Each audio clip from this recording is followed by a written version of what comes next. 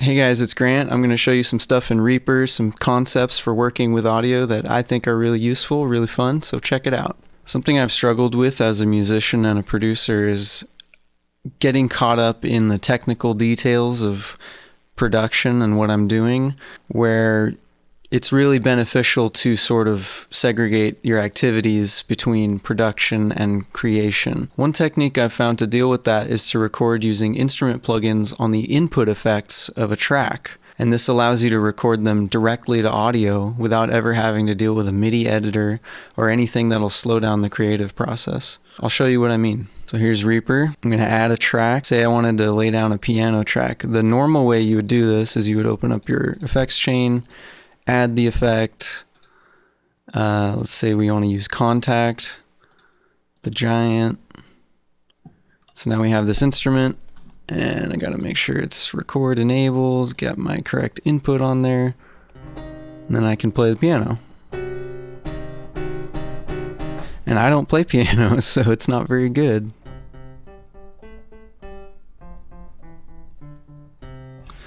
But if I wanted to record that, let's say I wanted to record Twinkle Twinkle.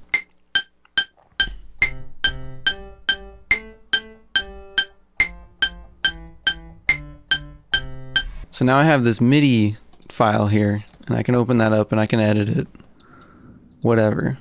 So cool, that worked out. But let's say I made a mistake.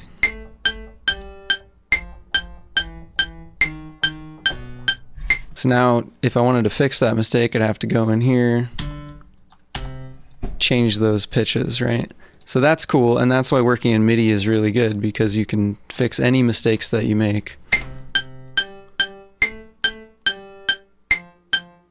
But this isn't the most inspiring thing for me personally. It's just a bunch of rectangles, you know?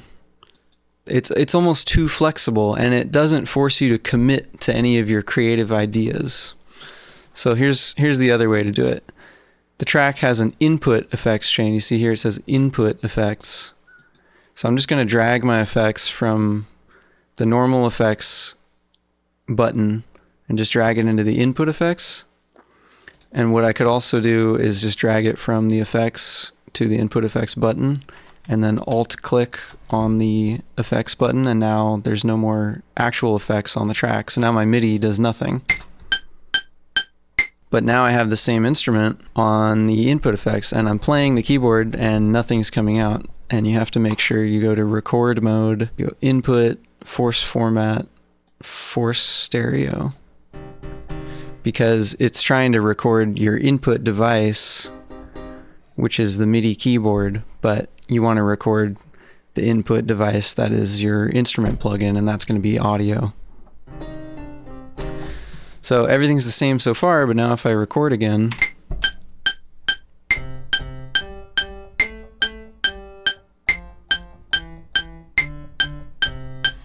now I just recorded the same little thing, but now it's in audio. And I can move that to another track.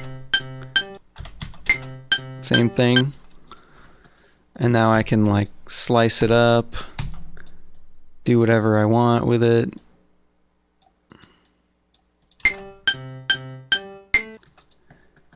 Time stretch it out. Turn the volume up. Do some like stutter effect type of things.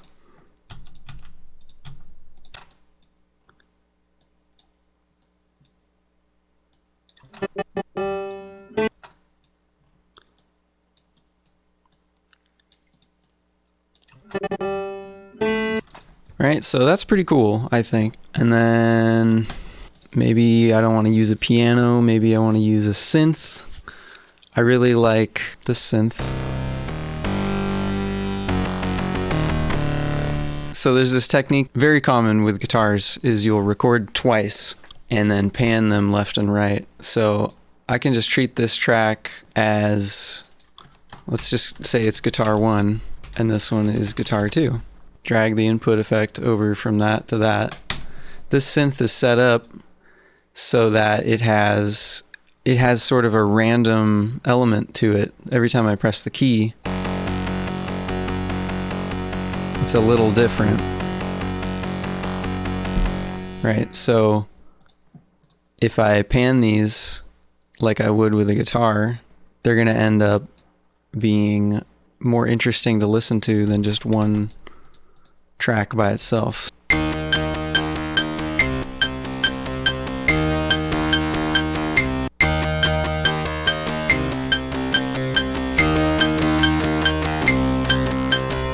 So I cut off the tail on this one. That's something you have to look out for, that you don't have to worry about with MIDI. This one I let it ring out a decent amount. It still gets cut off though.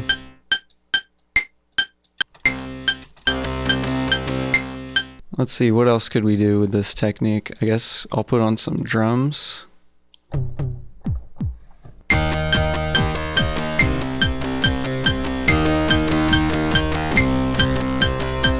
So there I've just recorded the kick drum out of the instance of contact. So I don't have to ever worry about having contact anymore. That's audio, that's recorded straight to my track. And I also don't need to leave this audio on the same track. I can just move that down to a new track and now I'll record a snare part.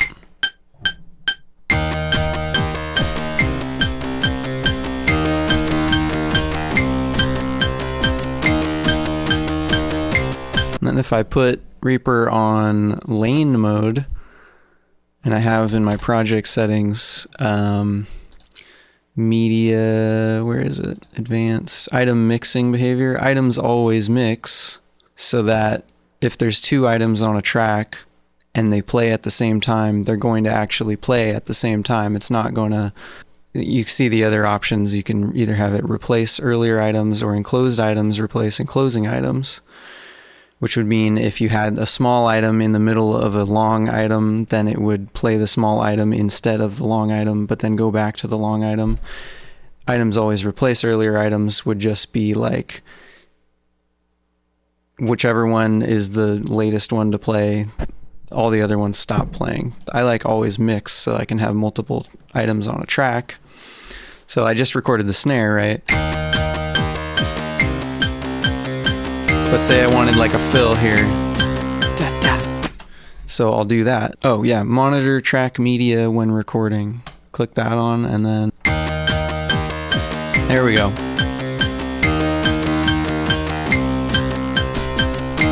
Okay, so now I just have a little cool. And then if I wanted to combine those, I just select them both, right click, glue. And now I've got just one thing. So let's move both of those down. Maybe I want the classic little, yeah. Cool, hi-hat, done. So now, maybe something like that.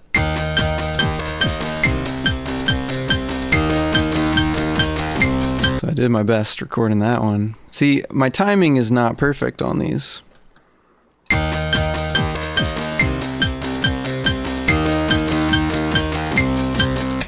And maybe you don't want your timing to be bad on your electronic drums, and I would totally understand if that were the case. So you can do tab to transients, select the media item you want, tab, split, quantize. Now, of course, this is more tedious than just doing it with MIDI notes, but I don't know, sometimes I just prefer to work with audio. I find it more inspiring. I can sort of imagine more possibilities with how things could be, and I prefer to just chop stuff up and stretch it out. Like, I don't know, maybe I wanted a weird effect on this hit right here. I could stretch it out.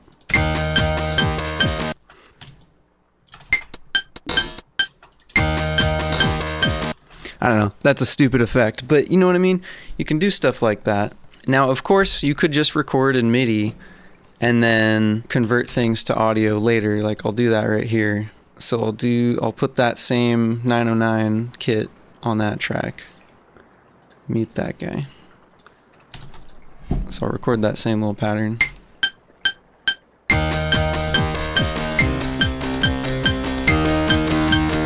Now I have just a bunch of stupid little squares. And if I wanted to quantize them, I would go in here and figure out what the time is. It looks like it's probably right on, so I'll select all, quantize.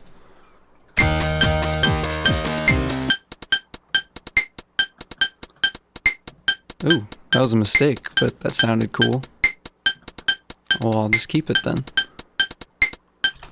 Okay, so then if I wanted that to be audio, I could just go apply track effects. And now I have audio. I can remove the kit. Now that's cool. Let me just make sure. Apply track FX. So there we go. There's the action for that. I've customized all my menus for all my most used functions here, but it's in the actions window. Yeah, so the great thing about this is that if you ever come back to this project years later, you might not have all the same plugins installed that you used to use, and it can be really, really annoying to try to revisit an old project and find out that you're missing 15 plugins, and then you have to spend an hour going hunting those down and getting them reinstalled, even though you're never going to use them again because you must have gotten rid of them for a reason, right? So I don't know. That's something I've run into a lot with old projects. I've been using Reaper like maybe 9 years now, and I've got some old projects that I would love to revisit and, you know, just be like reminiscing about them. It's kind of funny to see how far I've come. But every time I open them, I'm missing plugins, and sometimes I'm missing audio files, and it's just a bummer. And, you know, going forward, I would like to think that I'm going to make sure everything is rendered as audio when I'm finished with a project, so that if I come back to it, I don't have to worry about things being missing. They're all just going to be there. Now, there is a function you can do in Reaper called freezing a track, and that is definitely an option that will get you the same result if preserving your project is what you're after. I'll show that real quick. I'll just get rid of everything I just did. So we'll go back to quote guitar 1. Okay, so let's say I'll record it in MIDI. So put that back on the regular effects. Record input audio or MIDI.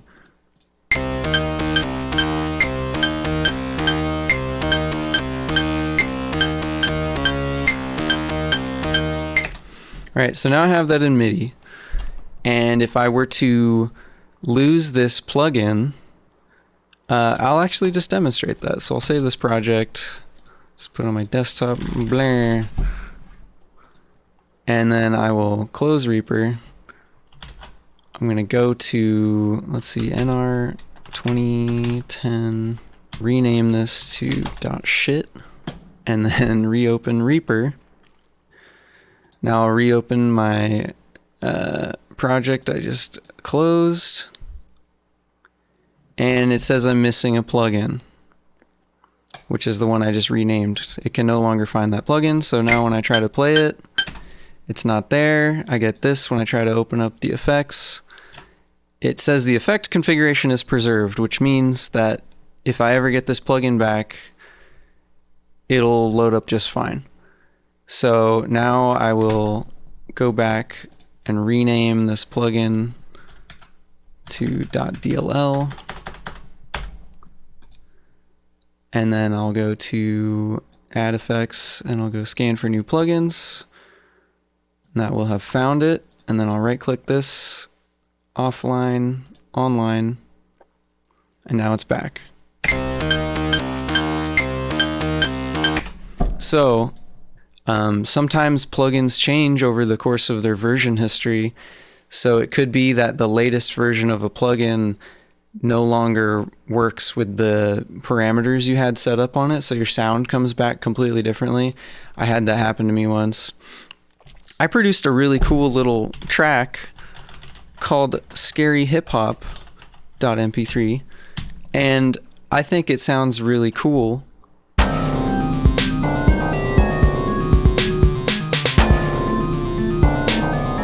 That dirty bass sound.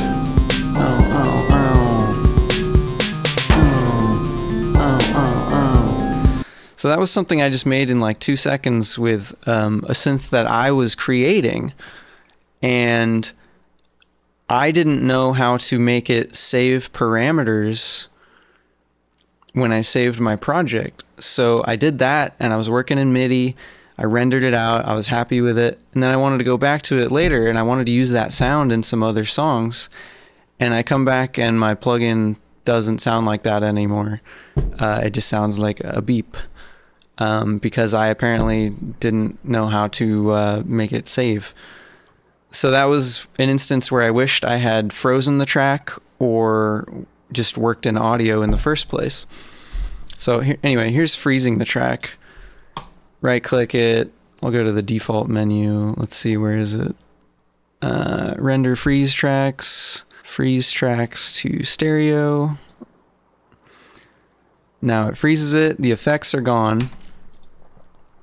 And then this is locked, so you can't move it. So the track is basically frozen, although you can still change the volume and the panning, and you can mute it, you can solo it. So, okay, I've just messed up the volume and the mute. So let's see what happens if I unfreeze it. Unfreeze tracks. The volume and the panning are still messed up. So that's one reason I don't like freezing. The other reason, I'll just go back here and freeze it again. What if I unlock this audio and move it? Now I'll unfreeze it. Here, unfreeze. Okay, so it does actually warn you. I wasn't sure it actually warned. So it warns you that it's been edited. Change the... I didn't change the play rate. Whatever. I did an edit on the track. Unfreezing tracks will discard these edits. Do you want to continue? Sure. Okay, and now it's at the same spot. That is interesting. I thought it would go back to the original spot. So what if I time stretch this? Boop. Boop. Freeze tracks. Now I'll unlock it. I'll copy it. And then I'll unstretch it. And now I'll try to unfreeze the track.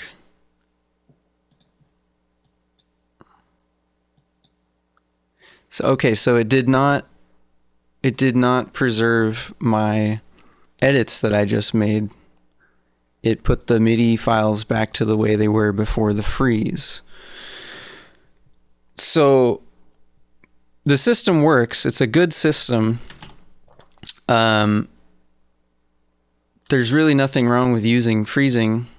It's a good function, and it can be very useful, especially if you're using it to free up your processor, like you're overloading your computer and it can't handle all the plugins you have.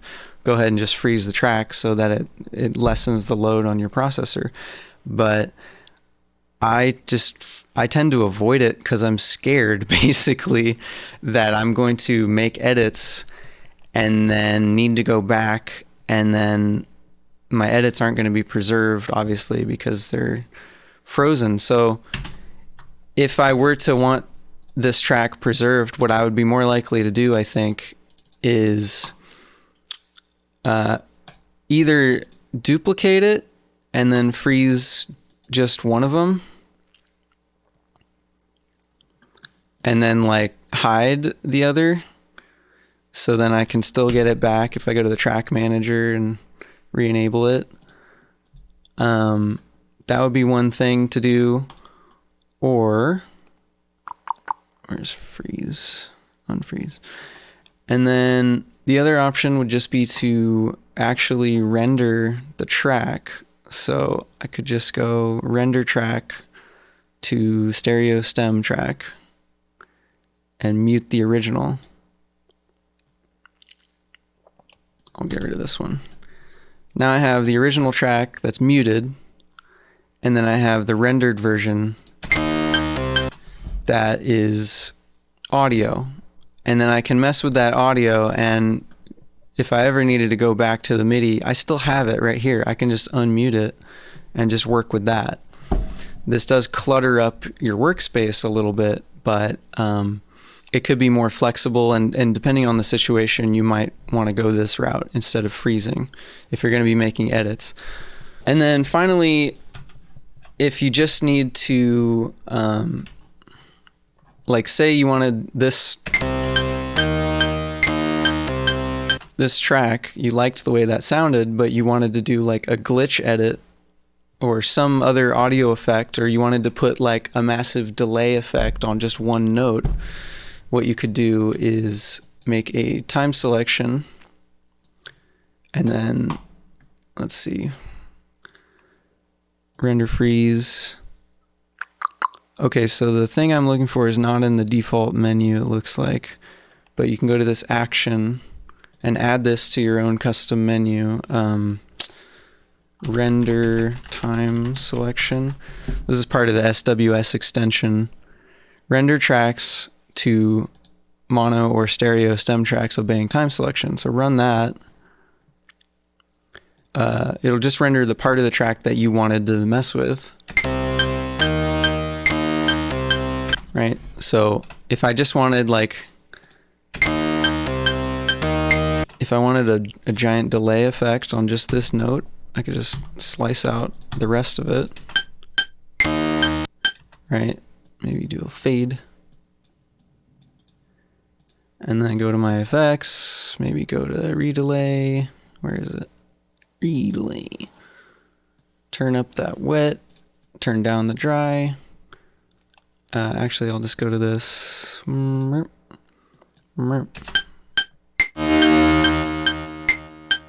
that sounds like that, but I want it to go, I want it to have panning.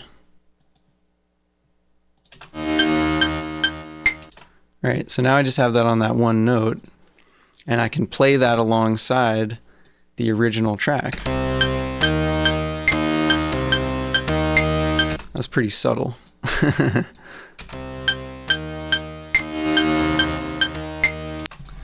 I don't know, maybe that's not the best example, but you could do like this little stutter thing. That's fun to do sometimes. And maybe cut the MIDI note out. Right, you know, something like that. Right, something like that where maybe you're happy sequencing everything in MIDI, but it's limiting you on what effects you can apply to your audio. So that'd be one technique for making things a little more interesting, a little more flexible for audio editing. Is there anything else? I guess I'll show a like a drum set thing. So I'll bring in a template.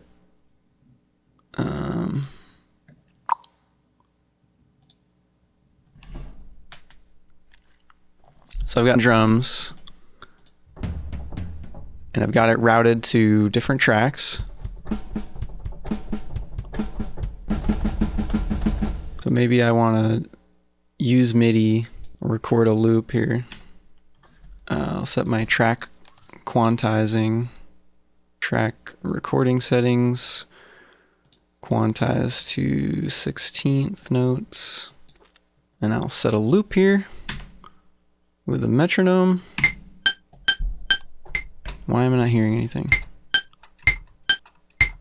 Oh, is it just too quiet? Just so I can hear it, I'll put this Dynamics plugin. Okay.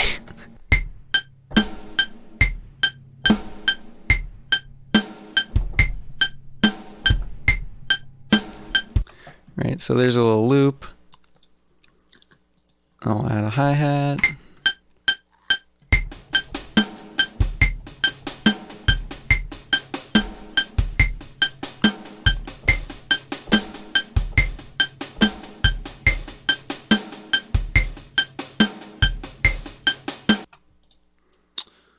And I guess on these hits, it should be the pedal.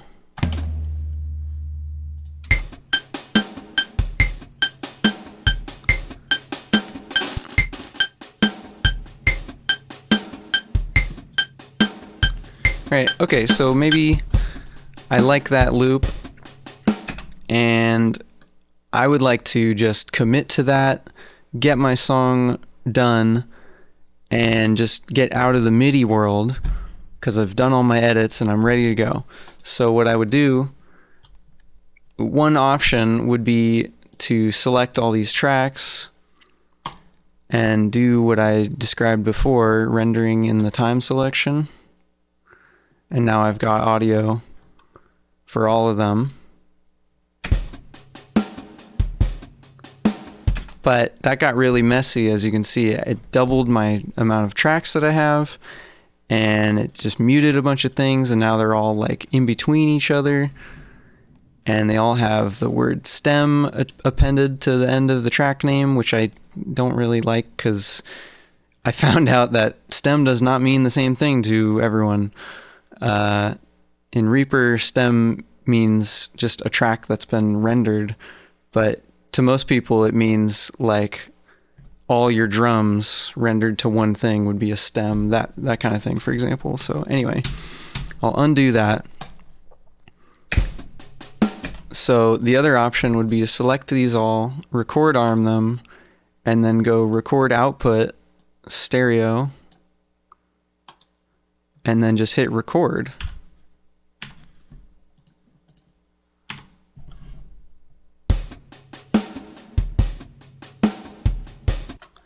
Right, and now we've got the same tracks that we were using before. Whoops. But now they all have audio on them.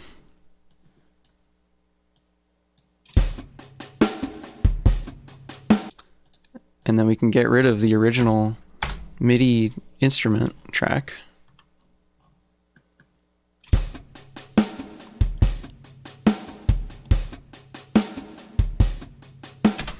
And there you go. You don't have to be tied down to a MIDI instrument. Now you can just have your audio ready to be edited like any recording of an acoustic drum set you would do. You would have tracks like this, and you can do the same thing with a MIDI instrument once you're done sequencing it, which is kind of like recording, you know, it's kind of like playing the drums. If you're done with that and you're ready to go past that and do some editing and just deeper mixing and just kind of stuff like that, then just render all that stuff to audio, and there's multiple ways to do it. You can right click and do the render to stem tracks, and then go back and delete all the other ones. You can set these to record their outputs.